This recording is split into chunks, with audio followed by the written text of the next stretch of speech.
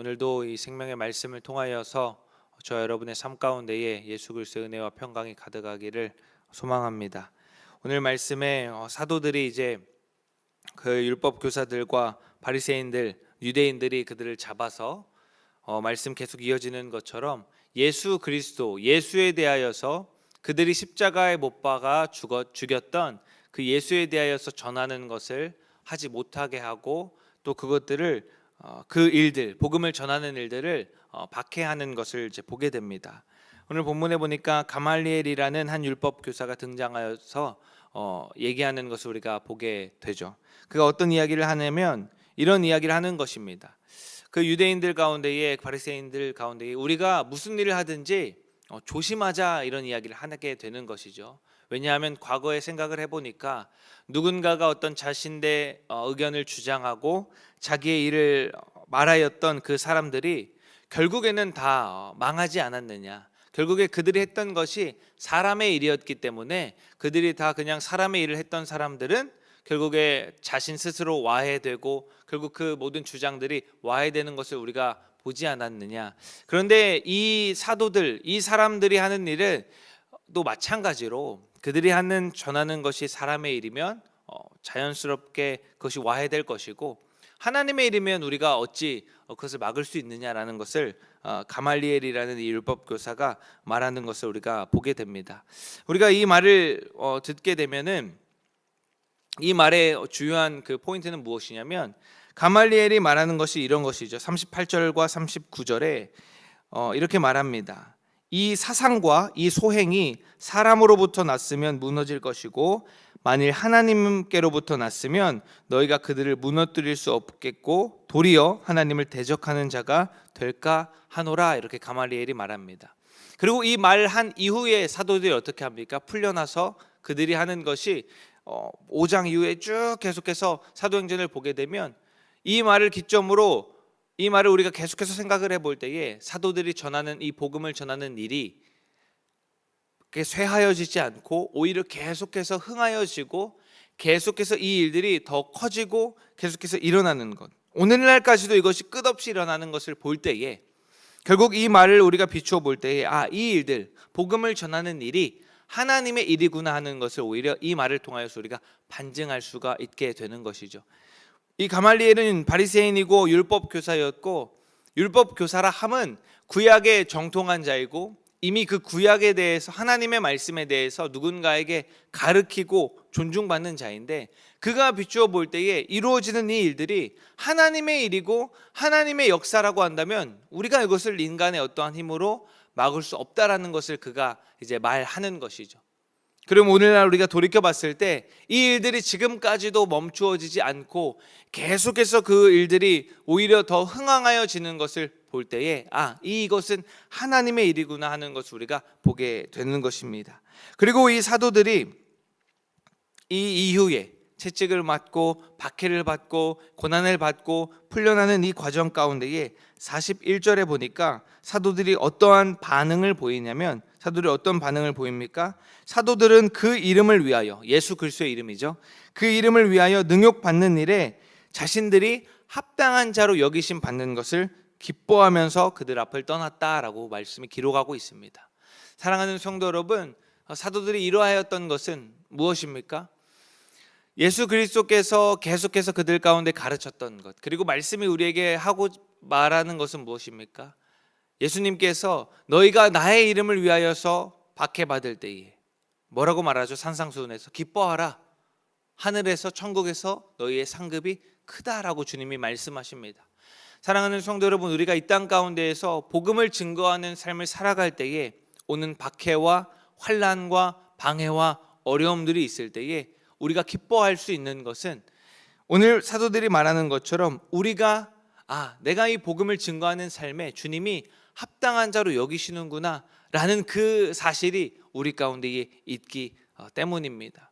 내가 그저 복음을 증거하고 복음대로 살아갈 때에 닥쳐오는 어려움이 내가 어느 정도는 견뎌낼 수 있다가도 또 어느 정도 그 수준을 넘어가면 내가 너무 힘들고 좌절하고 낭망할 수 있는데, 그렇지 아니한 것은 내가 그 일을 감당하는데, 복음을 증거하는 일에 주님이 나를 합당한 자로 여기신다라는 것을 우리가 기억하기를 소망합니다. 우리가 오늘 하루도 복음으로 살아냅니다. 말씀으로 살아냅니다. 어떤 것을 선택하고 맞닥뜨렸을 때에 내가 인간적인 어떤 반응이 이전보다는 앞서지 않고 이제는 복음이 앞서서 살아갑니다. 그럴 때에 부딪히는 세상의 어떤 박해와 어려움들, 나를 힘들게 하는 그 일들이 있을 때에 기억해야 할 것은 주님이 나를 이 일에 합당한 자로 여기시는구나라는 사실을 기억하시기를 소망합니다. 우리를 돌아봤을 때 어떻습니까? 내가 그리스도 때문에, 예수님 때문에 받는 손해를 과연 기쁨으로 내가 감당하고 있는가, 혹은 감당할 수 있는가를 한번 돌아보기를 원합니다. 우리 인간의 본능, 우리의 본능은 무엇이냐면 어떠한 손해도 받는 것을 누구나 기뻐하지 않습니다. 세상의 말들은 give and take라고 말하기도 하고, 내가 무엇인가를 줬으면 그에 합당한 좋은 답을 받기를 원하고, 내가 왜 손해를 받는 것을 하지 못하냐면, 손해라는 것은 내가 누군가 끼쳐서 받는 게 아니거든요. 그러니까 내가 누군가를 해코지해가지고 내가 누군가한테 못되게 해서 그 사람이 똑같이 나한테 못되게 하고 나한테 어떤 해코지하는 것은 그냥 세상의 어떤 법칙에 의해서 주고받는 것이라 내가 그것은 당연히 여길 수 있습니다. 그런데 손해라고 하는 것은 우리가 왜 손해라고 생각하냐면, 내가 주지 않았는데, 내가 누군가한테 피해 끼치지 않았는데 나한테 오는 것이거든요. 다시 돌아와서 내가 복음을 전할 때에 받는 박해는 어떻습니까? 내가 이 사람 잘못되라고 저 복음 전하는 것도 아니고, 우리가 전도하는 이유는 내가 그 복음의 증인으로서 그것을 전하고, 또 내가 누군가 주변 사람들 전도할 때 어떻죠? 그 사람이 예수 믿었으면 좋겠고 잘 됐으면 좋겠고 그 그리스도 안으로 같이 함께 믿음 생활을 했으면 좋겠는 마음으로 복음을 전하고, 혹은 내가 그 복음 때문에 선한 어떤 행동을 하는데 세상은 어떻습니까? 거부하고 반대하고, 또 오히려 내가 선한 마음으로 다가간 것과는 반대로 이것을 거절하거나 나에게 오히려 더 못된 것을, 더 상처받는 말들을 할 때가 너무나도 많이 있습니다. 그것이 손해인 것이죠. 그러나 우리가 기억해야 할 것은 내가 그리스도 때문에 받는 손해, 박해, 이런 어려움들은 우리가 기쁨으로 감당할 수 있어야 한다라는 것입니다. 왜냐? 내가 복음 때문에 받는 손해와 어려움들은 주님이 나를 이러한 박해를, 이러한 어려움들을 받을 정도로 나의 믿음이, 혹은 나의 주님께서 나에게 맡겨주신 사명이 합당하도록 주님이 여기신다라는 것입니다.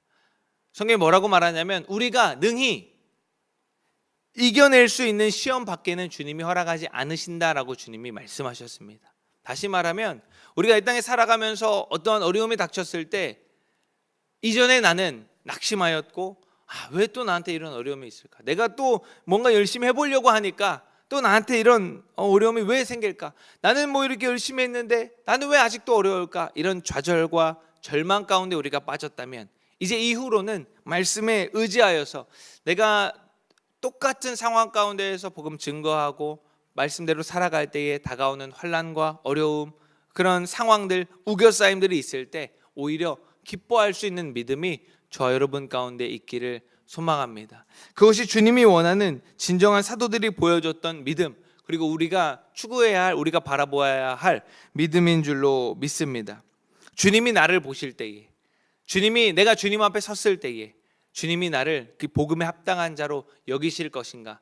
내가 오늘 이 하루 살아갈 때에도 내가 주님 앞에서 복음에 합당한 자로 살아내는가 하는 것을 우리가 주님 말씀 앞에 비춰보시기를 소망합니다. 사도들이 그렇게 했던 이유가 무엇입니까? 이유는 단 한 가지죠. 오직 예수 그리스도 때문에 그렇게 했던 것입니다. 그들이 무엇인가 얻고자 함도 아니었고, 그것이 무엇인가 자신들의 이름이 드러나고자 함도 아니었고, 혹은 그들은 뭔가 주변 사람들보다 내가 더 경건하다든지, 내가 뭔가 더 좋아 보인다든지, 내가 조금 더 말씀에 따르는 사람이라든지 이렇게 보여지는 것 아무것도 그들 가운데 상관이 없었습니다. 그들이 이렇게 해야 하는 이유는 한 가지, 오직 예수 그리스도 때문에. 이전의 말씀이 어떠하였습니까? 우리가 보고 들은 것에 대해서 우리는 전하지 아니할 수 없다라고 사도들이 고백한 것처럼, 저와 여러분은 예수님을 아는 자들이고 예수님을 만난 자들이고, 그 뜻은 무엇이냐면 진짜 우리가 걸어가야 할 길이 어딘 줄 아는 자들이고, 진짜 생명이 무엇인 줄 아는 자들이고, 이 땅에 살아가면서 우리가 진정으로 붙잡아야 할 것이 무엇인지 아는 저와 여러분은 그것을 전하지 아니할 수 없고, 그것을 전할 때에 오는 반란과 박해가 있다 할지라도 우리는 그것을 전하는 것을 멈출 수 없다라는 것입니다. 오히려 우리는 그때에 더 기뻐할 수 있다라는 것입니다.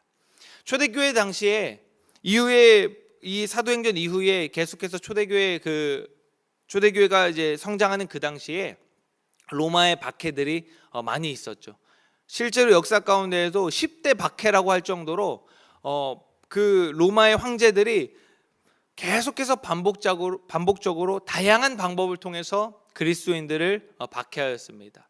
어떤 사회에 문제가 있을 때 그리스도인들의 탓을 하면서 미움을 받게 하고 정말로 끔찍하게 그들을 죽이기도 박해하기도 하였습니다. 로마에 가면 로마 시내 한가운데에 콜로세움이라고 큰 경기장이 아직도 이제 남아 있게 되죠.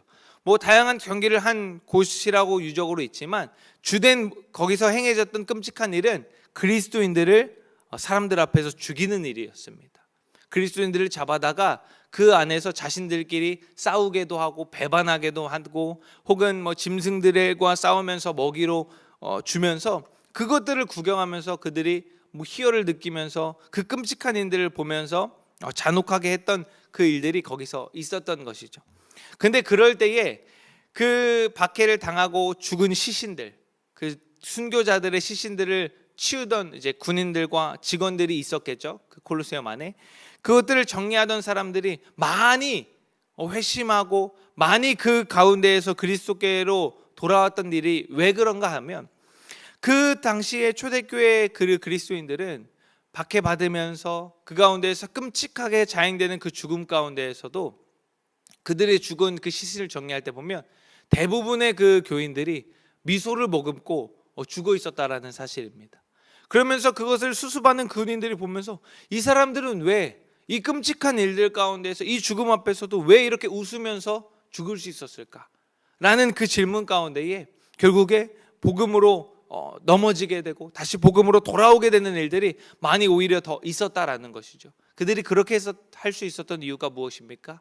내가 복음 때문에 이렇게 죽음까지도 겪게 되는 것, 복음 때문에 이렇게 어려움까지도 겪게 되는 일을 마땅히 기쁨으로 여기고 합당한 자로 여겼다라는 것입니다.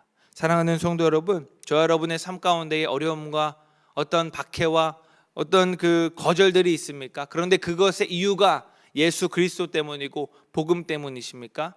그렇다면 우리가 기뻐할 수 있기를 소망합니다. 오늘 하루도 우리가 말씀으로 살아내고자 합니다. 말씀 붙들고 복음을 또 증거하는 삶을 살아내고 복음을 전하고, 또 우리가 있는 각자의 자리에서 복음을 맡은 자로서 살아내고자 합니다. 그런데 그럴 때마다 세상의 어떤 부당함들, 어떤 세상의 그 논리적으로 맞지 않는 일들이 나에게 찾아올 때에, 또 우리 삶의 현장에서 그러한 부딪힘들이 있을 때에 우리 안에서 주님 안에 기뻐하기를 소망합니다. 내가 복음 때문에, 예수 그리스도 때문에 받는 이 박해와 어려움들, 주님이 나를 합당한 자로 여기시고 허락하시는구나 라는 그 고백이, 그래서 기쁨으로 또 그것을 복음으로 승리하는 저와 여러분 되기를 주님의 이름으로 소망합니다.